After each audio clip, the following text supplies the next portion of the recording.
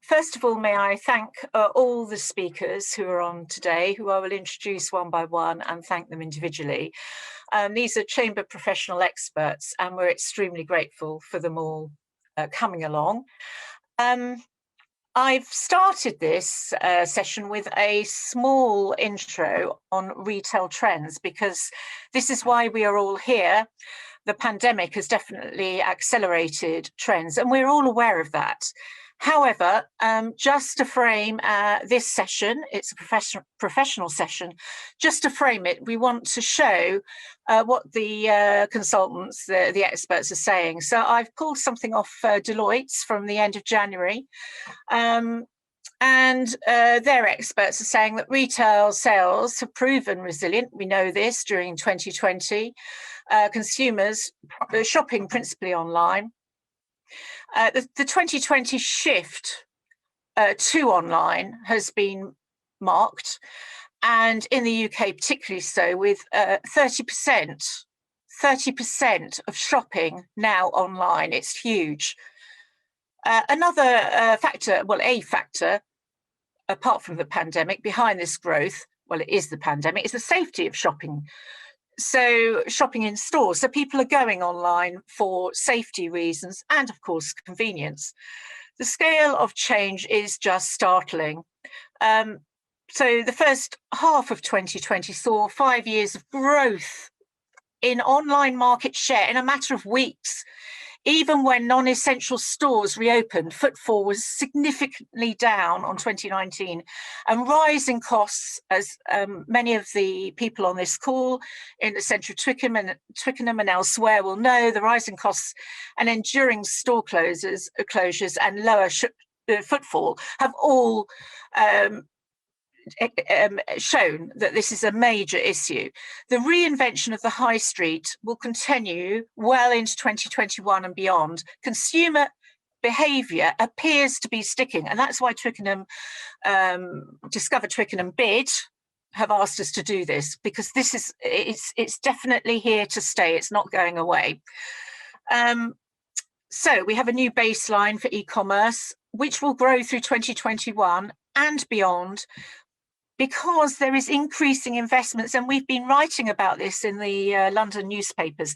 There is increasing investment in online as consumers are increasingly feeling the benefits as late adopters come into the fold. Finally, many consumers have shopped more locally. Now, I know I've heard this from Kevin, who's the chair of Discover Twickenham, and Natasha.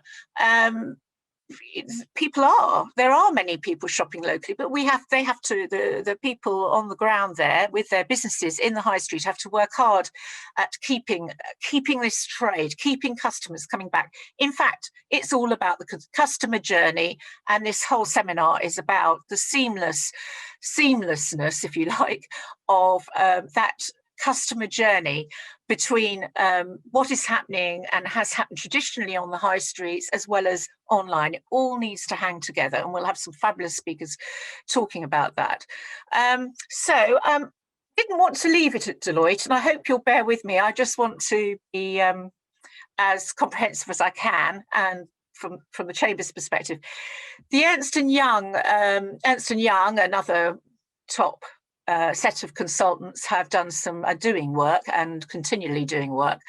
And I pulled it out, and I'm going to go to the conclusion of their piece, which was, these are the conclusions of what I've just been speaking about, that Deloitte have highlighted.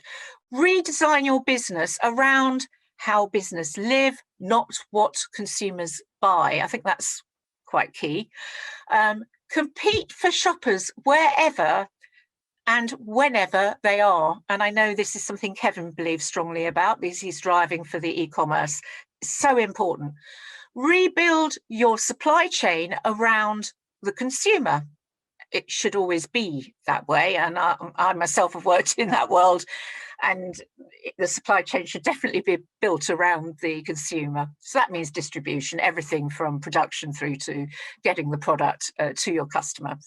Changing your operating model to make it asset right, which means making money and making sure you've got the right assets, and look at value through a wider lens. So it means climbing out of we did it this way always, and our general experience, thinking a bit wider than that. And we all are prone to sticking to what we know.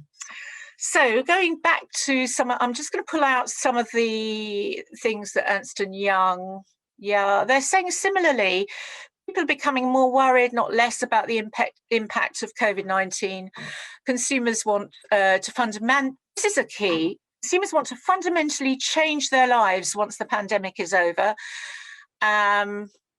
And I think as well, they speak about how consumer choices will have radically changed and will radically change. That trend will probably spread to kind of thinking about their values, as they always have, but their values have changed. Therefore, they're thinking about what they're buying will definitely change, and how they buy. And companies now need to be bolder and accelerate their transformation. So we all know that, so I'm not going to labour that, and others will speak. Health and hygiene, they are, which again isn't natural, and they're fundamentally changing the way they spend money and the way they live their lives, which is interesting.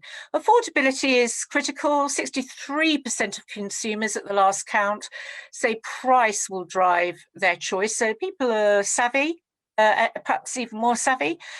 And 69% of consumers believe brands must positively change the world. So that's said better than, that's what I've been saying. So they will think very much about the kinds of brands they want to align with, and shopping habits they wish to align with. And consumers embrace data sharing. This is where it's for the good of the world. They will embrace data sharing. And 62% of consumer, for healthier product recommendations, 62% of consumers will share their personal data.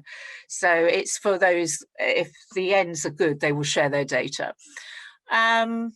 And that's really it from me. So, and the only final point which I thought was worth mentioning was more than 6 million people have become accidental savers. And again, we're presumably aware of this. As much as other people have suffered, I hasten to add, there have been people suffering, but there have been, as I said, 6 million people, and certainly that will be largely the case in the borough of Richmond upon Thames. And so they have been saving money, not going out, not going on a holiday, and so on. So there is opportunity there for people. They want to spend their money, and it's about being positioned so that you're ready for that.